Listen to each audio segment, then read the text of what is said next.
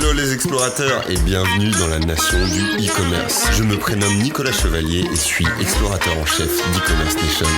Dans ce podcast, je vous emmène dans les coulisses du e-commerce en France. Comme chaque mercredi, vous découvrirez des retours d'expérience exclusifs, des histoires inspirantes et des personnalités hautes en couleur. J'espère que vous êtes confortablement installés pour ce voyage au cœur de la nation du e-commerce.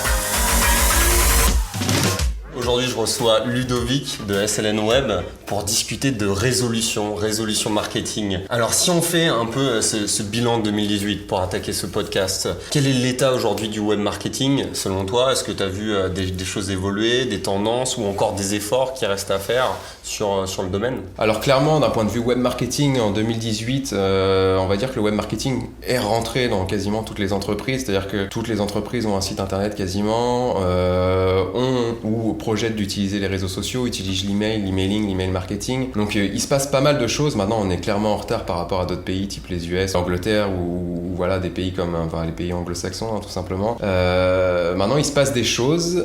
Mais ça reste quand même très très artisanal, c'est-à-dire que le web marketing aujourd'hui n'est pas la priorité des entreprises.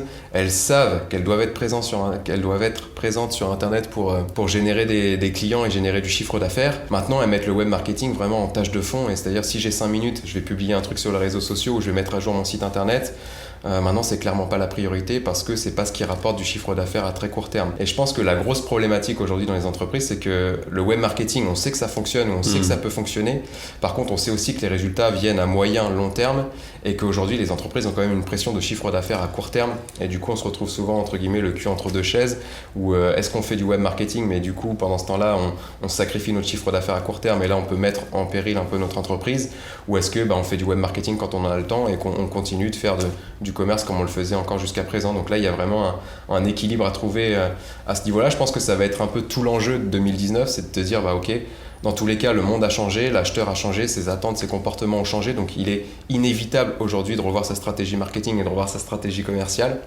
Je pense que 2019 est la bonne année pour le faire et le faire de manière structurée. Donc c'était aussi un peu l'idée aussi de ces résolutions, c'est d'apporter un peu de structure à tout ça. Surtout si on prend les tendances, on se rend compte qu'il y a de plus en plus de contenu, il y a de plus en plus de concurrents, une concurrence qui est parfois internationale sur certains business, certains sites e-commerce. Donc pour se distinguer, il faut une certaine régularité, une certaine fréquence par rapport à ça. Et aujourd'hui, c'est un peu le point d'interrogation, comment résoudre ça, comment avoir une fréquence, une qualité de contenu et une acquisition régulière avec de la fidélisation en même temps. Ouais. Donc au final, c'est d'avoir une stratégie, une vision qui englobe l'ensemble des leviers, qui soit vraiment 360 pour développer un business qui est pérenne sur Internet. C'est exactement ça. On reviendra dessus dans la partie résolution, justement sur l'aspect stratégique, parce que c'est essentiel aujourd'hui pour générer du retour sur investissement. Mais clairement, aujourd'hui, on voit pas mal de boîtes qui investissent dans des sites internet dits vitrines ou des sites e-commerce qui vont dépenser plusieurs milliers d'euros dans le site internet et qui s'attendent à gagner des clients quasiment dès la mise en ligne de ce site internet-là. Et forcément, au bout de 4-6 mois, elles commencent à déchanter parce que c'est pas comme ça que ça fonctionne aujourd'hui sur internet. Comme tu le dis, la concurrence est énorme parce qu'aujourd'hui, toutes les boîtes ont un site web, toutes les boîtes savent qu'il faut utiliser des mots-clés, qu'il faut optimiser 2-3 balises et optimiser un peu la structure du site web pour faire, entre guillemets, les bases du référencement. Ouais. Donc ça, tout le monde le fait. Et aujourd'hui, si on se contente de faire ça, on n'est pas en première page de Google et donc on n'est pas visible de ses clients. Et donc, faut apporter de la valeur, faut se démarquer un peu de la concurrence, faut créer du contenu, faut créer du contenu de manière organisée et avec de la régularité, comme tu le disais, et surtout envoyer le bon message et envoyer régulièrement le bon message au bon endroit. Je pense que ça va être une ligne directrice là dans notre discussion, c'est-à-dire de plus focaliser sur de l'exécution que de la définition de la mise en place. Aujourd'hui, ça suffit plus de lancer un site e-commerce. Ça suffit plus de créer des réseaux sociaux et puis de poster du contenu au coup par coup. Mais l'exécution, c'est ce qui va faire la différence par rapport à une concurrence qui est de plus en plus forte. D'avoir une bonne idée, c'est bien. D'avoir un bon business, c'est bien. D'avoir des bons produits, c'est bien. Mais si j'ai des bons produits et que j'ai pas une très forte capacité d'exécution et une stratégie qui est efficace derrière, ça va pas me permettre à me développer. Et contrairement, je peux avoir un produit qui est moyen ou je peux avoir une idée qui est pas forcément révolutionnaire, mais si j'ai une bonne exécution, je peux faire une différence et puis après développer mon business et l'élargir. Je te propose qu'on attaque par ta première résolution. Ta première résolution, c'est plus de valeur ajoutée. C'est pourquoi capter l'attention des gens, c'est pour les fidéliser. Quelle est ta perception par rapport à ça? Alors l'idée, c'est vraiment de comprendre que le comportement et les attentes de l'acheteur a vraiment évolué en 2018, et même ça a commencé déjà des années avant. Ce changement va s'accélérer en 2019, et donc il est essentiel de l'intégrer à sa stratégie. C'est qu'aujourd'hui, l'acheteur, il est submergé d'informations, et il a surtout la possibilité de trouver des réponses à ces questions juste en allant sur Google. C'est-à-dire qu'aujourd'hui, quand on a un problème, on va sur Google, on se pose la question et on a une réponse. Et aujourd'hui, dans notre processus d'achat, on a intégré ça. C'est-à-dire que pour acheter, on a un besoin, on a une envie, on a une problématique. On va déjà essayer de comprendre quelle est cette problématique-là, et on va aller sur Google et on va chercher des informations sur cette problématique-là. Une fois qu'on va avoir déterminé, qu'on va avoir bien compris notre problématique, on va chercher là des solutions, on va identifier plusieurs solutions, on va les comparer et on va déterminer la solution qui nous semble la plus pertinente. Et une fois qu'on a fait ça, la solution la plus pertinente, on va essayer de vraiment valider que notre choix est le meilleur. Et donc là, on va commencer à chercher des avis, on va commencer à analyser des cas clients ou des choses comme ça. Et en fait, on se rend compte qu'il y a un processus en 3 étapes que suit l'acheteur avant de prendre sa décision d'achat. C'est qu'il va déjà réfléchir à sa problématique, ensuite il va rechercher et comparer des solutions, et à la fin, il va essayer de valider que son choix est le meilleur, et donc prendre sa décision d'achat. Et quand on a compris ça, en fait, on comprend assez facilement que tu peux pas envoyer le même contenu à une personne qui est juste en phase de compréhension de sa problématique qu'à une personne qui est déjà très proche de la prise de décision. Selon la maturité du processus d'achat, d'accord. Exactement. Et là, on peut prendre un exemple assez simple. On a tous un smartphone. On a tous eu le cas où notre smartphone s'éteint un peu sans savoir pourquoi. Qu'est-ce qu'on va faire? On va aller sur Google, on va taper « Pourquoi mon iPhone s'éteint ?»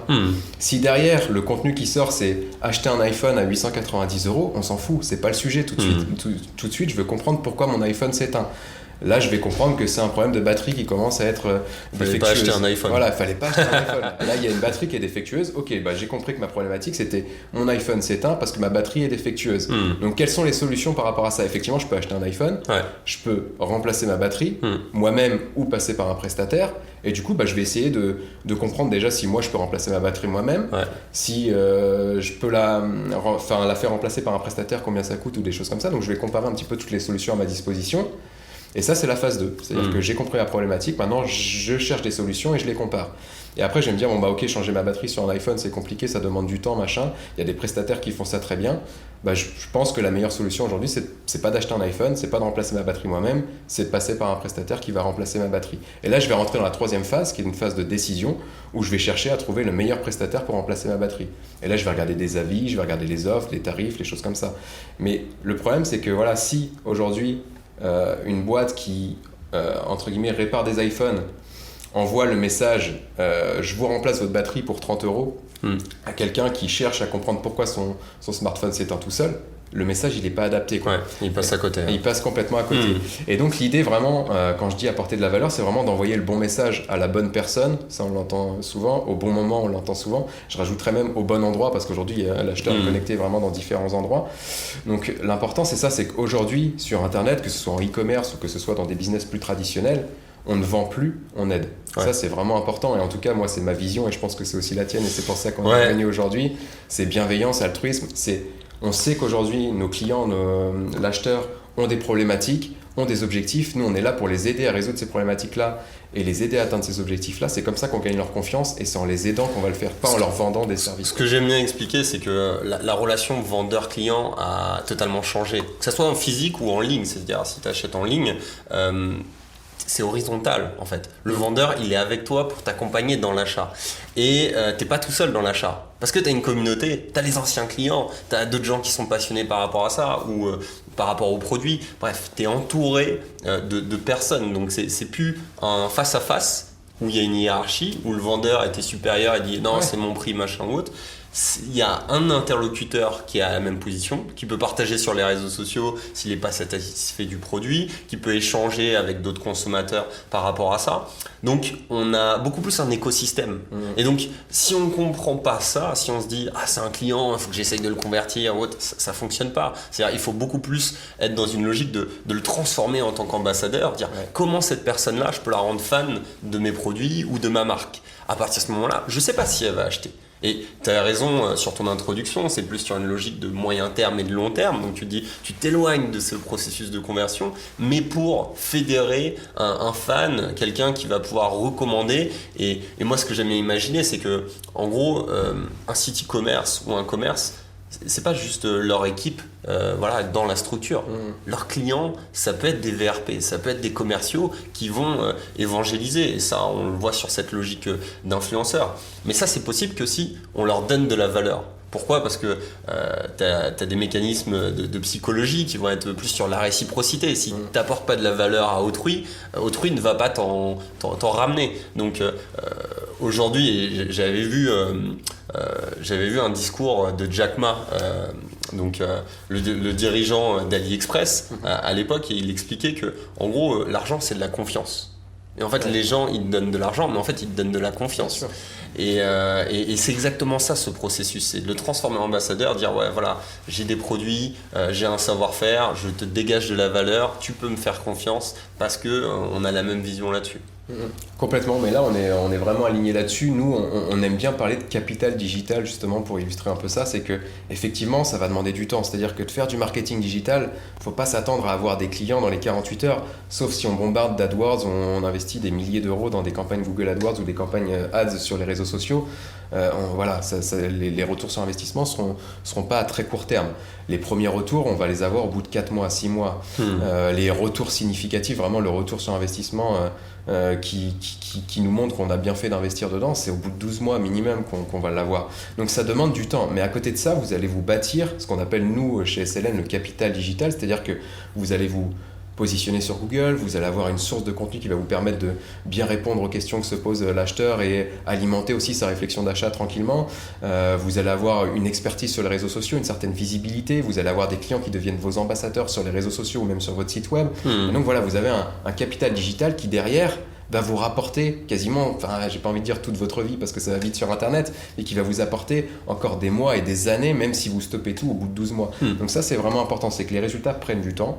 Maintenant si vous le faites bien, et c'est-à-dire que vous apportez de la valeur à vos clients, à vos prospects, ça continuera de vous rapporter pendant des années. Nous c'est une logique qu'on a compris très tôt chez e-commerce nation, si tu veux. On a lancé le site, le blog au départ en 2015, et on était dans une logique d'apporter de la valeur totalement gratuite et accessible. Et durant 2-3 ans, c'est ce qui nous a permis d'agréger une communauté. Et aujourd'hui, on a des lecteurs comme toi, par exemple, qui nous suivent. On a de nombreuses personnes qui nous accompagnent. Mais parce qu'on a toujours été dans cette logique de se dire il faut qu'on apporte de la valeur aux gens. Si on veut développer un média et fédérer des gens, fédérer une communauté, on se doit de dégager de la valeur, et de la valeur gratuite, accessible aussi, pour capter l'attention des gens. Et à partir de ce moment-là, c'est ce qui nous permet d'enrichir nos contenus, de faire davantage d'opérations sur notre modèle. Donc moi c'est ce que je recommande généralement. Il y a des gens qui veulent se lancer sur le e-commerce, ils se disent il faut que j'ai un site, il faut que je trouve mes produits et après je vais me lancer. Une fois que j'ai ça, voilà, je serai prêt. Moi je fais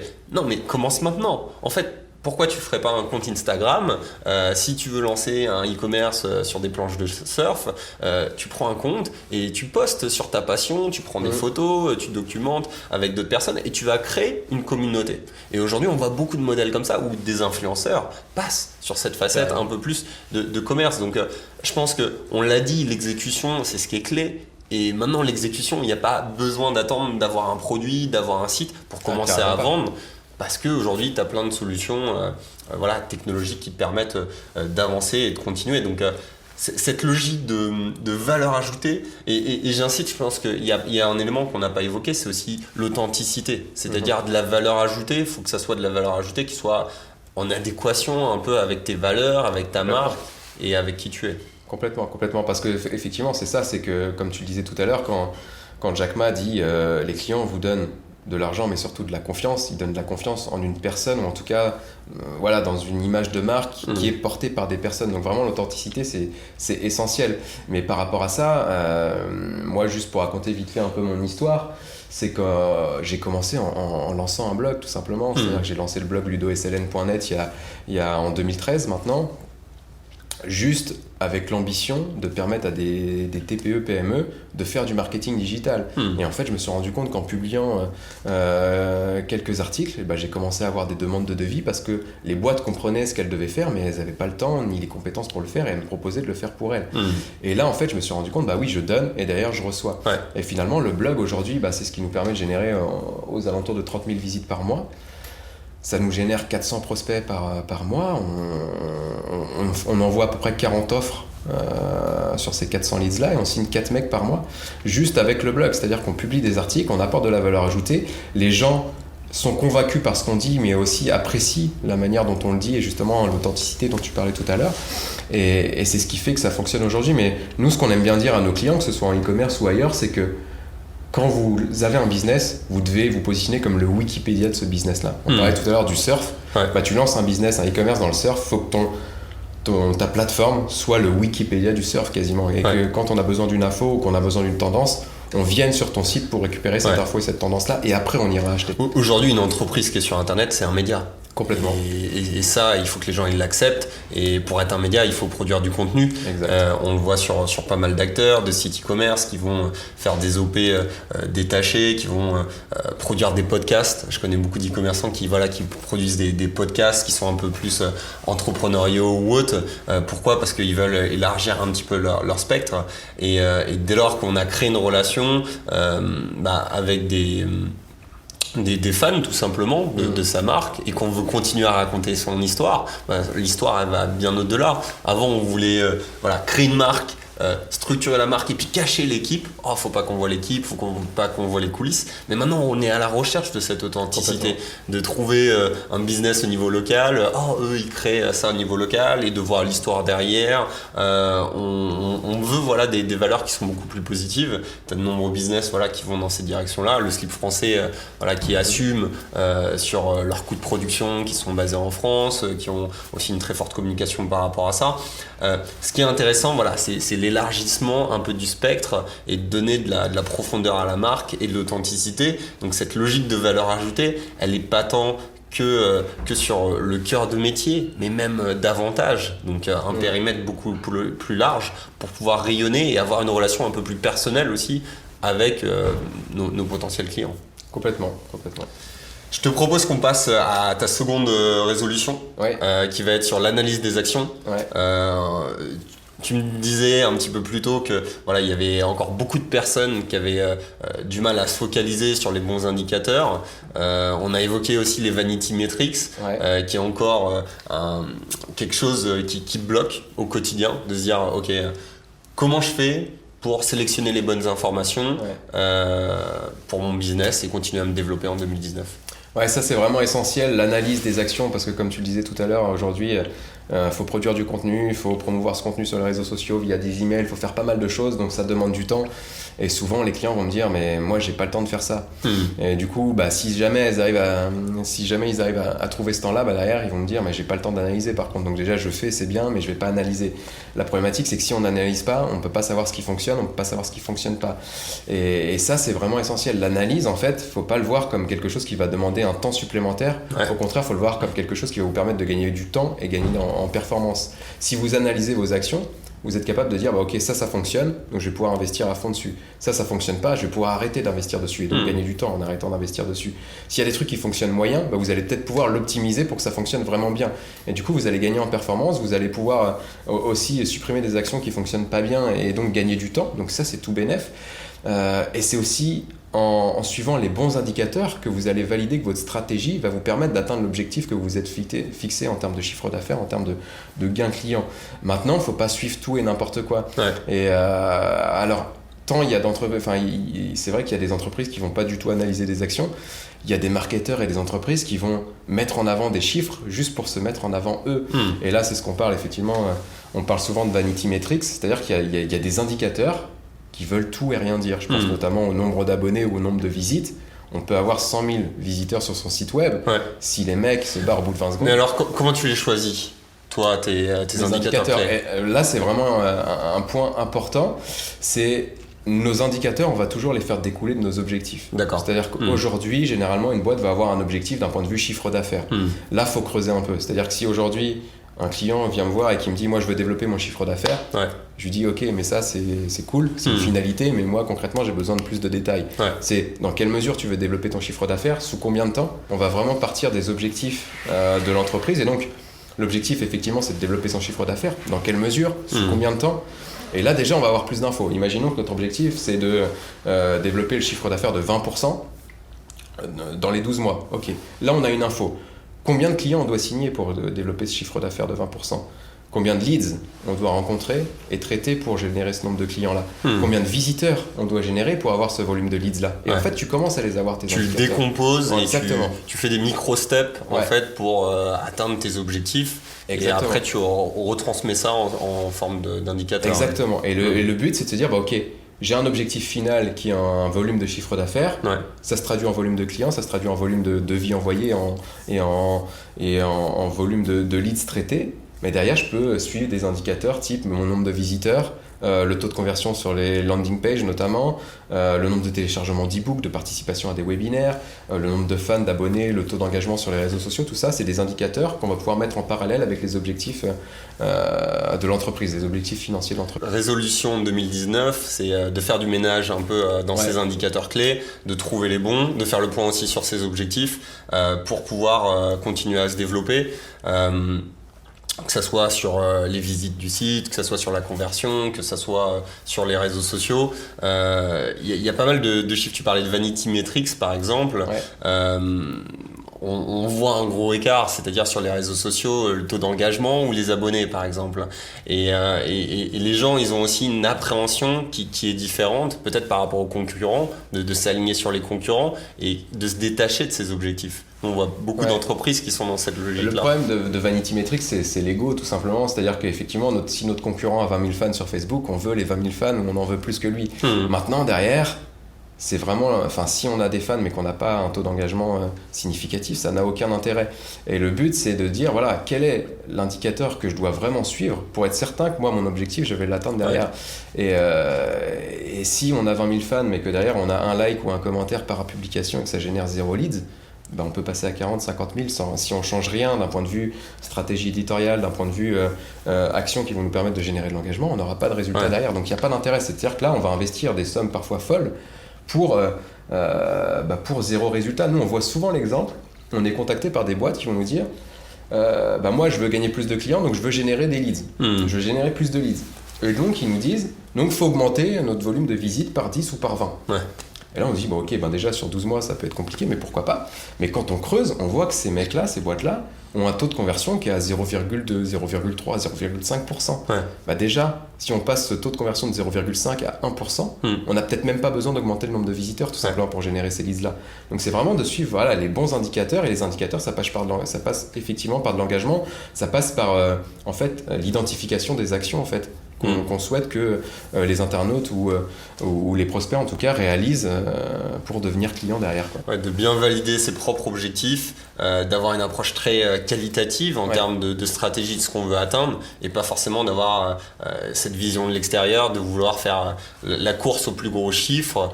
Ça c'est essentiel, et de plus comprendre les mécanismes, comment tel acteur il réussit à se développer, quelles sont les bonnes pratiques. Je pense que c'est important de discerner ça, définir ses indicateurs et définir ses objectifs. C'est quelque chose de très personnel et propre à l'entreprise, on va dire.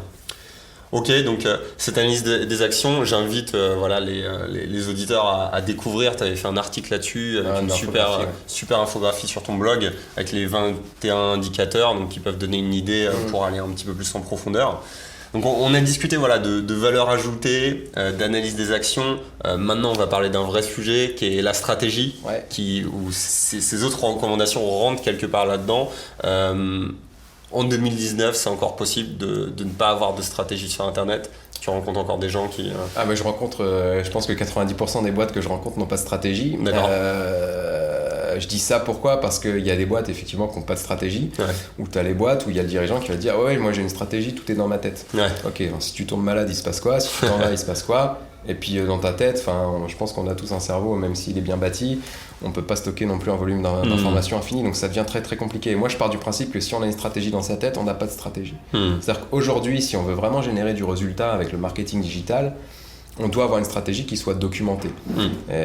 Et cette stratégie documentée, elle a plusieurs avantages. C'est déjà va vous permettre de savoir où vous voulez aller. C'est-à-dire que dans la stratégie, on va effectivement définir les objectifs, justement les indicateurs dont on parlait précédemment. Ça, on va le définir noir sur blanc. Et comme ça, on sait bâtir notre reporting de manière assez simple puisqu'on a toutes les infos dans un document. On va aussi décrire notre persona. Le persona, c'est le profil type de client idéal.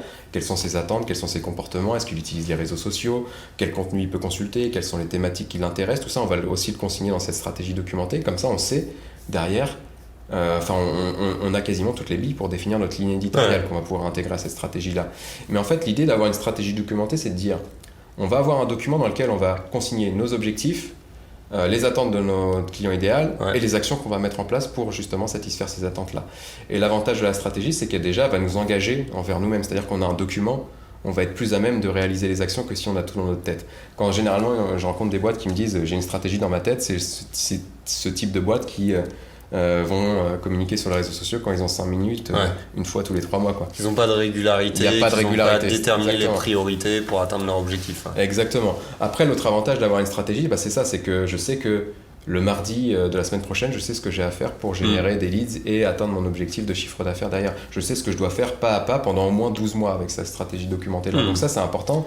Ça évite un peu de se retrouver devant son ordi et de perdre 2 heures à se demander ce qu'on va faire aujourd'hui pour atteindre les objectifs.